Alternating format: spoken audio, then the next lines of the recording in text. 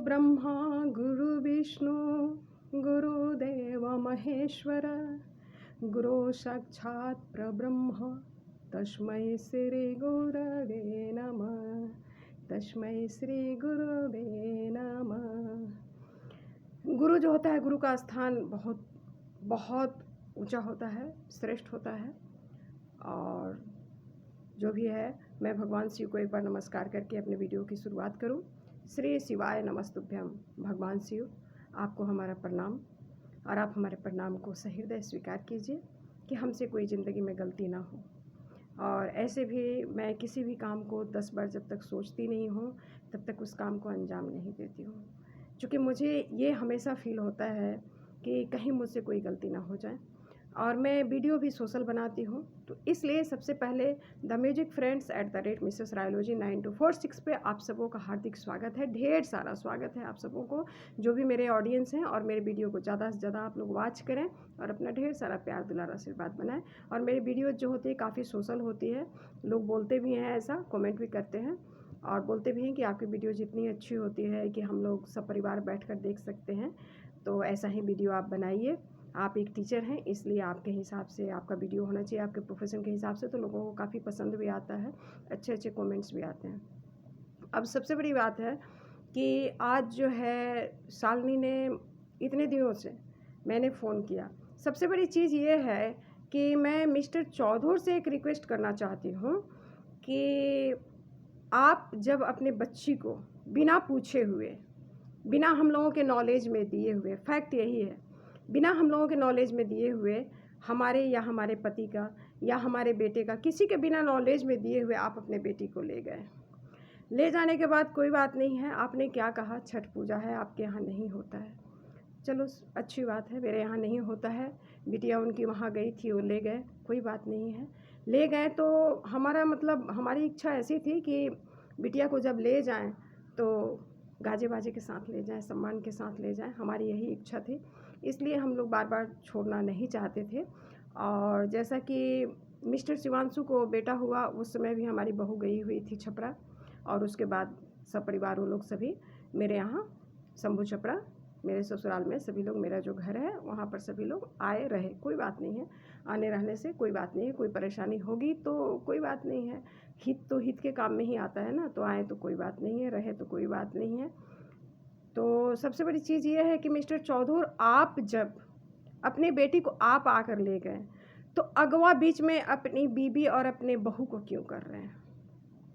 आज मैडम शालिनी का ऑडियो आया है जिसमें उन्होंने बहुत कुछ कहा है, बोला है कि, और उसके बाद ऑडियो भेजकर और डिलीट कर दिया जा रहा था, तो मैंने यही बोला कि ऑडियो आपने डिलीट क्यों कर दिया?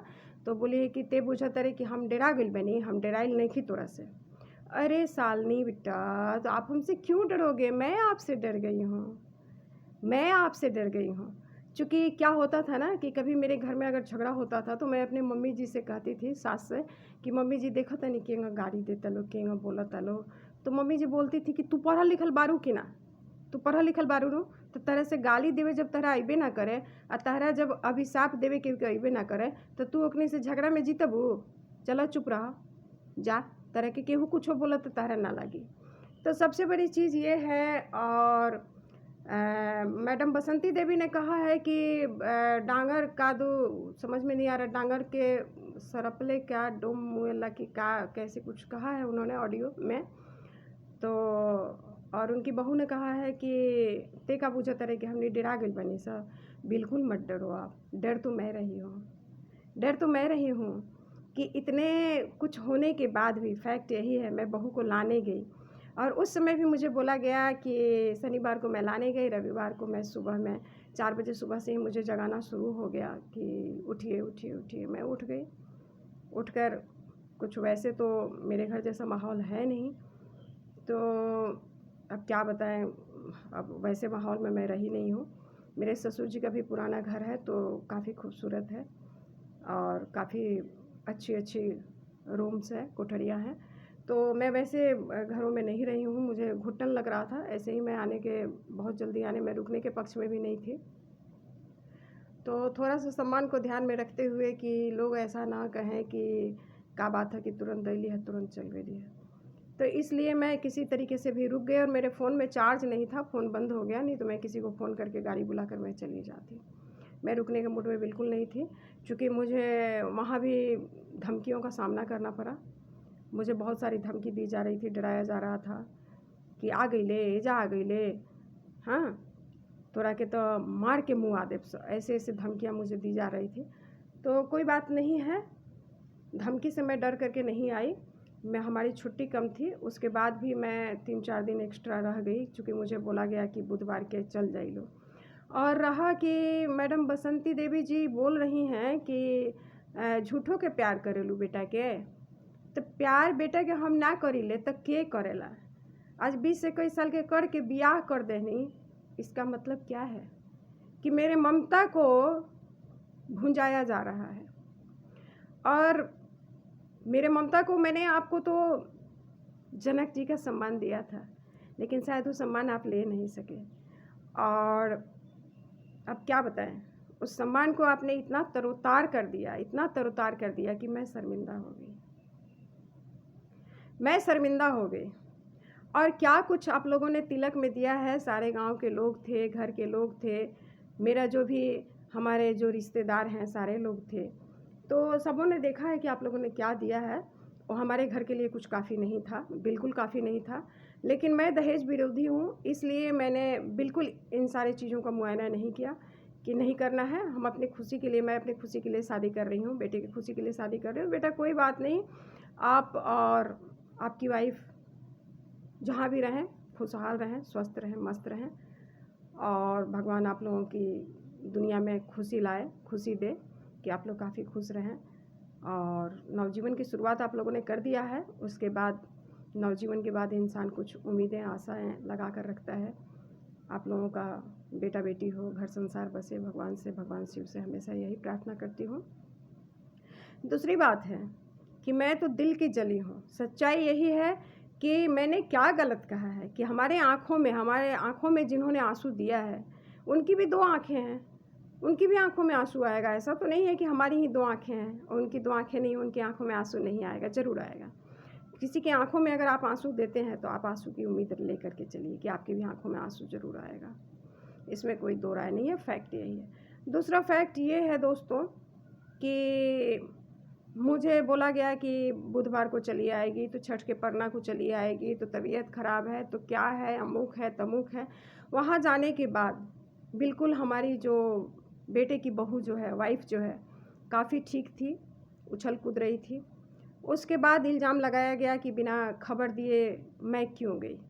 तो मैं बिना खबर दिए गई, मुझे कोई आपके अतिथि सत्कार आपने क्या किया, और मुझे कोई अतिथि सत्कार की उम्मीद लेकर नहीं गई थी, और कोई जलसा आयोजन नहीं हुआ था जिसमें मैं गई थी और मुझे बुलाया गया था, ऐसा कुछ नहीं था। मुझे जाना था कि हमारी छुट्टी के हिसाब से अपनी बहू को लेकर के आ जाना, और उनकी तबीयत ख़राब है तो देखना और कुछ पैसे दे देना। लेकिन वो बिल्कुल सही थी, बिल्कुल सही थी। और यहाँ तक कि हमारी बहू भी हमको डरा रही थी। मैंने अपना सर अपने बहू के कदमों में रख दिया कि बेटा आपको चलना है या नहीं चलना है तो हमारा गला काट दो। सोचिए हमारी ममता को किस तरीके से भुनाया जा रहा है। और कहा जा रहा है कि स्वेटर ना देलू ह, जैकेट ना देलू ह, जैकेट स्वेटर हम किन के भेजनी। हाँ, जैकेट स्वेटर आपको देने के लिए मैंने नहीं कहा है। हमारी बहू जब मुझे फ़ोन करके बोल रही है कि 60,000 का लोन उठाया है मैंने, तो 60,000 का लोन आपने बेटा किस लिए उठाया है? मेरे बेटे की शादी में, मेरी बेटी की शादी में, हमारी बीमारी में, किस लिए? या हमारी आवश्यकता की पूर्ति करने में? मैं खुद जितना कमाती हूँ 10 परिवार का भली भाव से मैं 10 परिवार का जो है आराम से गुजारा कर सकती हूँ। मैडम रजनी, जब आपको मैं बाज़ार लेकर जाती थी और अपने बेटे को, तो 500, 700, 1000 रुपया आपको एक समय में, एक टाइम में मैं खिला कर लाती थी। तो मुझे स्वेटर और जैकेट का प्रॉब्लम है बेटा। आपकी माँ ऐसे क्यों बोल रही है? और स्वेटर जैकेट दिया जा रहा है तो फिर 60,000 लोन उन्होंने किस लिए उठाया है? आपने दिया है तो आपने 60,000, आपने ये नहीं पूछा कि 60,000 का लोन किस लिए उठाई है। बरबोलापन ना करें, अच्छी बात नहीं है। आप सोच रहे हैं कि हमें अंडर एस्टिमेट करना, या फिर ऐसा आपके कहने का मतलब क्या है, या हमें डिमोलाइज करना। तो हमारा स्तर काफ़ी ऊंचा है, हमें आप डिमोलाइज़ भी नहीं कर सकते, हमें आप अंडर एस्टिमेट भी नहीं कर सकते। और मैंने ऐसा कभी नहीं किया है कि सास को छोड़कर भाग गई हूँ। मेरी मम्मी जी ने जितना भी सितम दिया है, मम्मी जी खुद लास्ट में कहती थी कि तू चल आवा, तू हमरा लगे चल आवा। तो उस समय हमारे सामने समस्या थी कि परमानेंट नौकरी है, बच्चे हैं, कैसे छोड़ कर जाऊँ। लेकिन फिर भी मम्मी जी की मरी हुई आत्मा भी आज भी मैं प्रणाम करती हूँ, तो इतना ज़रूर बोलती हूँ कि मम्मी जी अगर हमसे कोई अनचाहे में गलती हो गई होगी तो ज़रूर माफ़ कीजिएगा। इतना उनका सर्वोपरि स्थान दे रखा है। तो मैंने गलती नहीं किया है मम्मी से, लेकिन फिर भी मैं उनको हाथ जोड़ती हूँ उनके तस्वीर को आज भी। तो कोई बात नहीं है मम्मी जी, अगर मैं ऐसा कुछ की होती तो नहीं बोलती कि तू चल आवा, हमरा के केहू ना देखेला तू ही देखेलू। और फिर भी मैं गर्मी के छुट्टियों में जाती थी तो हमारी बेटी या मैं उनको नहलाना धुलाना, उनके कपड़े धोना, बेड रिडन हो चुकी थी, उनके कपड़े धोना, फिनाइल डालना, उनको साफ़ सुथराई से रखना कि कोई, मैं जाती थी तो लोग मिलने भी उनसे आते थे, ऐसे नहीं आते थे। तो काफ़ी उनके सब कुछ का हेल्थ एंड हाइजीन का मैं ख्याल रखती थी, ठीक है। उनके खाने का पीने का सब कुछ का मेरे पति जो है देख रेख करते थे। माई के साड़ी नहीं खे तो साड़ी भेज दो एक बार, रंजू ये साड़ी बहुत अच्छा बाटे, मम्मी के भेज दो।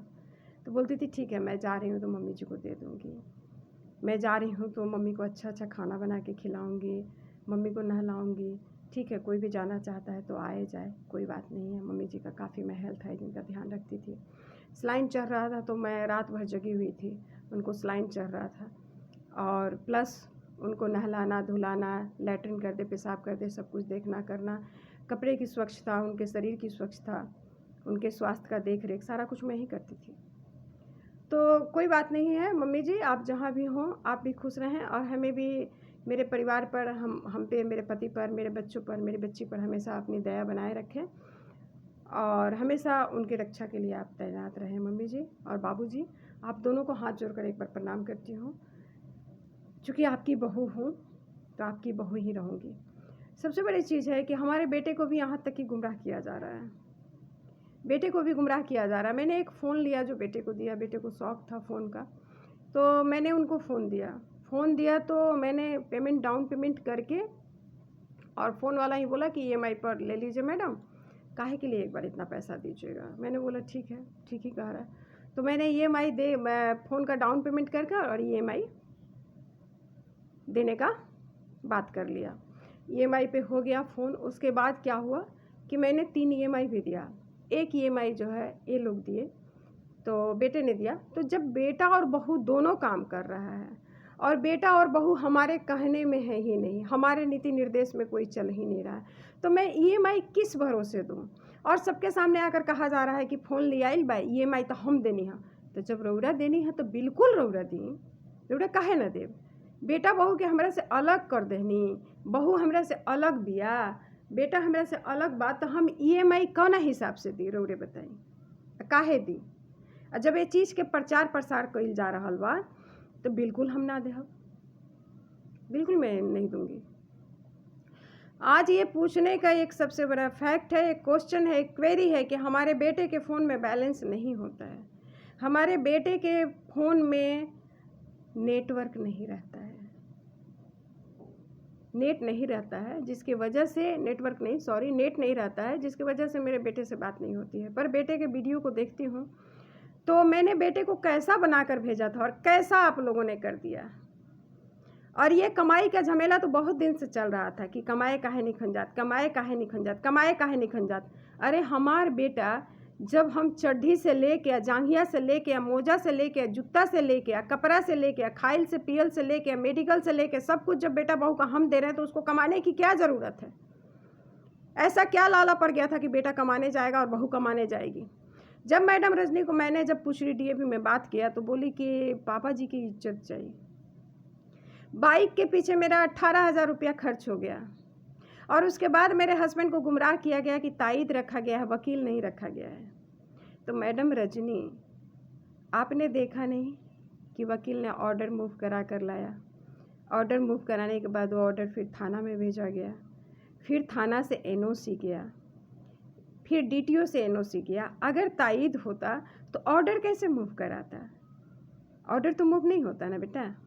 इतनी सी आपको सेंस नहीं है कि ऐसे आप लोग गुमराह कर रहे हैं। और बोलने के बाद आप बोल रहे हैं कि बड़का पापा कहला हन। बड़का पापा कहले बारे, मैंने वो भी एक सम्मान नहीं कि बड़का पापा कहले बानी, बड़का पापा कहले बारे कि तईद रखल गई बा।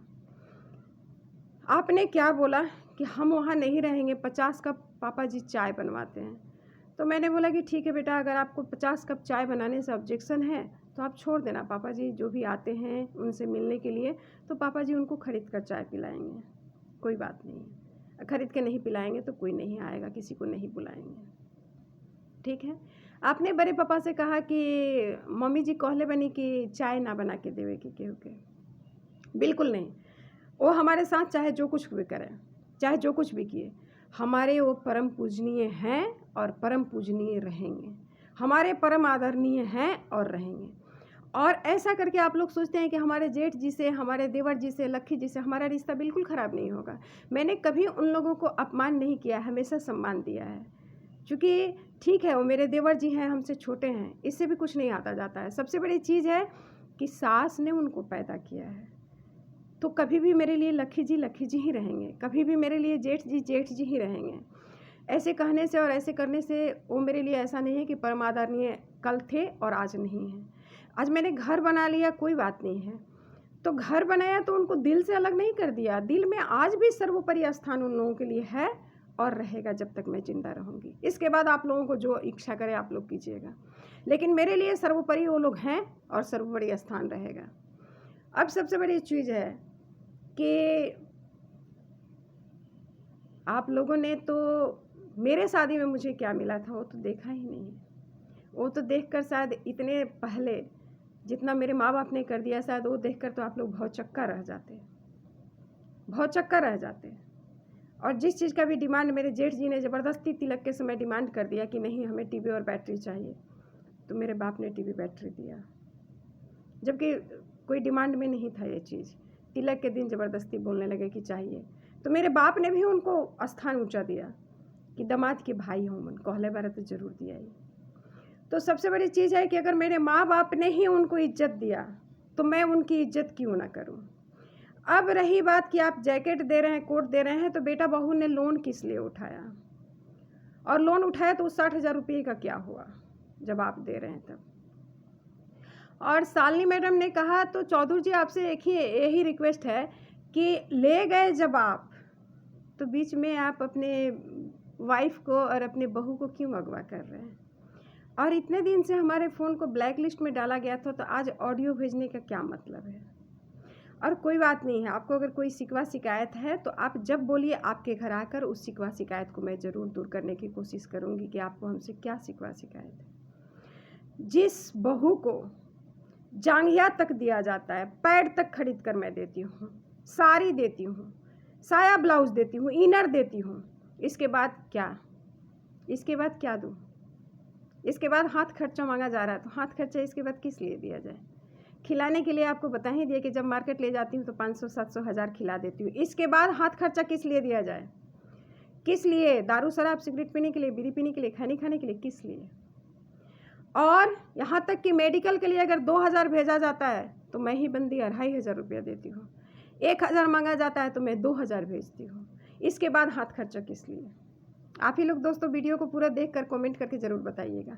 और दूसरी बात यह है कि जब बहू की तबीयत ख़राब थी और बहू हमारी शंभू छपरा में थी, तो उनको पैसे नहीं दिया गया, उनको डॉक्टर से नहीं दिखाया गया, वो अपने जीजा से पैसे मांगी दवा लाने के लिए, उनके जीजा ने दिया, फिर मैंने उसके जीजे के अकाउंट में पैसा फ़ोनपे से ट्रांसफ़र किया, मेरे पास सबूत है, मैंने ट्रांसफ़र किया।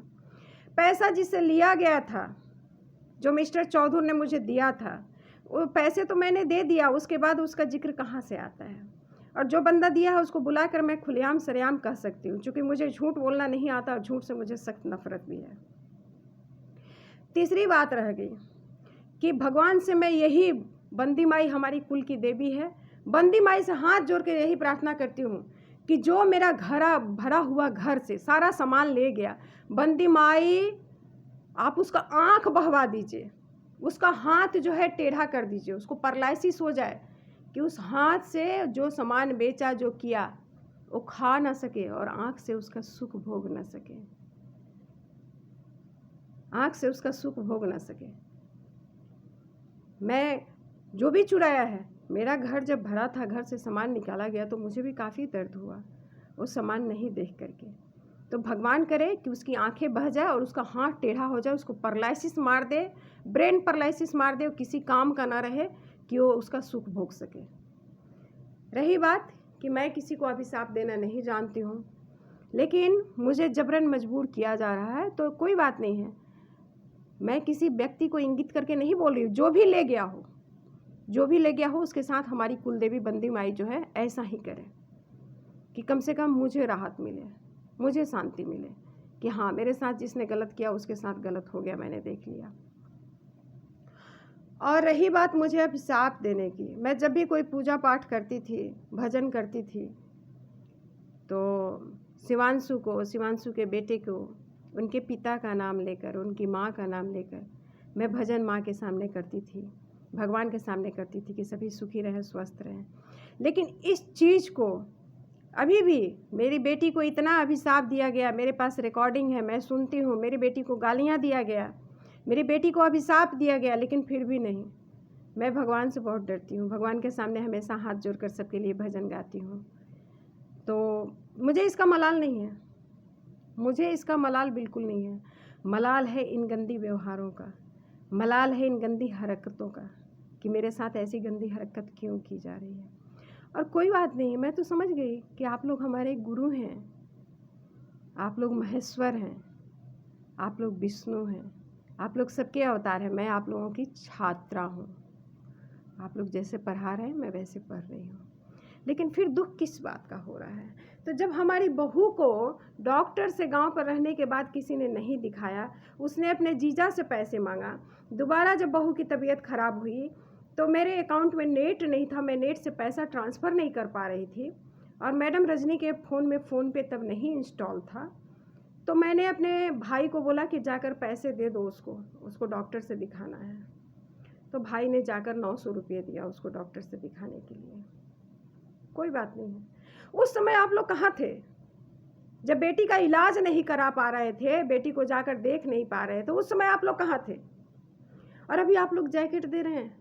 मैं अपने बेटे को ब्लेजर, शर्ट, पैंट, जीन्स, जूता, मोजा सब पहना के ले गई थी, और मुझे बोला गया कि बुधवार को भेज देंगे, इसलिए मैंने उनको और कुछ कपड़े नहीं दिया, और कुछ कपड़े लेकर भी नहीं गई थी कि बेटा वहाँ रहेगा। बेटे को भी गुमराह करके हटाया गया। इतने दिनों में फ़ोन बेटे का ऑफ़ करा दिया गया, बेटे से बात करना बंद करा दिया गया। अरे ममता तो हमारी है कि डीएवी हल्दिया साक्षी है कि मैंने दूसरे तीसरे के फ़ोन से फ़ोन किया, सभी लोग बोलने लगे, मुझे डांटने लगे। कुछ जो हमारे छपरा सिवान की टीचर्स जो हैं वो मुझे डांटने लगी कि अरे माँ का ममता होना ज़रूरी है, लेकिन ऐसा ममता नहीं रंजू जो तुमको लूट कर खाया जाए। तुम किसके लिए ममता कर रही हो? जो बेटा बहू तुमसे बात नहीं कर रहा है, जो बेटा बहू का 1.5 साल नहीं हुआ तुमसे अलग हो गया। सारे हमारे टीचर्स जो छपरा सिवान की हैं, जिनसे हमारी पर्सनल बातें होती है, वो भी पर्सनल बातें करती है, घर की बातें करती है, वो लोग मुझे समझाने लगी कि रंजू बहुत जूनियर हो तुम अभी, और सास का ज्ञान नहीं है, कि सास का ज्ञान नहीं है इसलिए तुम्हें सिखाया जा रहा है। अगर तुम सास का ज्ञान लेकर रहती तो शायद तुमको नहीं सिखाया जाता है। मैंने बोला नहीं, मैं बहू नहीं, बिटिया उतारी हूँ। जिन्होंने मुझे फ़ोन पर, तो बोली बिटिया है तो फ़ोन क्यों नहीं उठा रही है? जब इतनी बार कॉल कर रही हो तो तुम्हारा फ़ोन उठाकर इतनी भी शर्म होनी चाहिए, इतनी भी तमीज़ होनी चाहिए कि तुम्हारा फ़ोन उठाकर रिस्पॉन्स दिया जाए। तो तुम अपने ममता को इतना क्यों इस तरीके से सर पर चढ़ा कर बैठाई हो कि तुम्हारे ममता को इनकैस किया जा रहा, भंजा कर खाया जा रहा है। और ममता मैडम बसंती देवी जी बोल रही है कि मुँह से कहला से ना होला तो का करी, रौरे कहीं तौने हम कह दी। एह बेरे रोज जैकेट किन के काहे देतनी, एह बेरे रोज जमा किन के काहे देतनी। जब वो घड़िया तबीयत खराब रहे तो रुआ पैसा रुपया ना देहनी, और लड़की रौरा से ना मंगलक, अपना बहनोई से मंगलक, आ बहनोई के पैसा हम पे कैनी फ़ोन पे से, हमरा लगा रिकॉर्ड बा। एह बेरे रोज जमा स्वेटर काहे किन के देतनी महाराज, एह बेरे रोज जमा स्वेटर किन के दिला के कौन ज़रूरत बा हमरा के वीडियो में भेजला के कि ते माई ना होइस आ ते जमा स्वेटर नहीं किन के देत, हम भेजतानी बबुआ ए बेरा बबुआ हो गइल बारे हैं। आ बबुआ के जनगरिया मारो में धोती ना पहनावत रहल लोगिन हैं। मिस्टर चौधरी धोती नहीं पहना रहे थे क्या माजरा है, क्या फैक्ट है, क्या आप लोग चाहते हैं हमसे? जो भी शिकवा शिकायत है हम आवत नहीं तो बोलो शिकवा शिकायत ख़त्म कर दे हम लोग। बेटे का एड्रेस नहीं बताया जा रहा है, लेकिन एड्रेस मैंने निकलवा लिया है। बहू फ़ोन नहीं उठा रही है, और जब फ़ोन उठा रही है तो EMI की बात हो रही है। मैं क्यों EMI दूँ? जब मेरे पास मेरा बेटा था तो मैं EMI नहीं दे रही थी ना। आज पंचायत हो रहा है EMI को लेकर। मेरे हस्बैंड को कभी गुमराह किया जाता है, कभी मेरे बेटे को गुमराह किया जाता है। हाँ, और जो बहू 50 बार फ़ोन करती थी, मम्मी जी टिफ़िन ना लेनी? हाँ, नहीं बेटा आज देर हो गई, मैं टिफ़िन नहीं ले पाई, बाहर से कुछ खरीद के मंगवा लूँगी। नहीं बाहर का खाना मत खाइए मम्मी जी, आपको कुछ बहुत ज़्यादा टेंशन है। और 10 दिन और 1 महीना और 2 महीना हम आएंगे तो आपको कोई टेंशन नहीं होगा। और मैडम बसंती देवी जी क्या बोलती थी? हमार बेटी जाई सब संभाल ली, रउरा कोनो चीज़ के टेंशन ना रही, खाली नौकरी के टेंशन रही। और आज मुझे डराया जा रहा है कि दहेज के केस कर देव। का दहेज रुआ दिले बनी महाराज कि रुआ दहेज के केस कर देम? का दहेज दिले बनी कि दहेज के केस कर देम? हैं? और बेटा को डराया जा रहा है कि डिवोर्स के केस कर देम।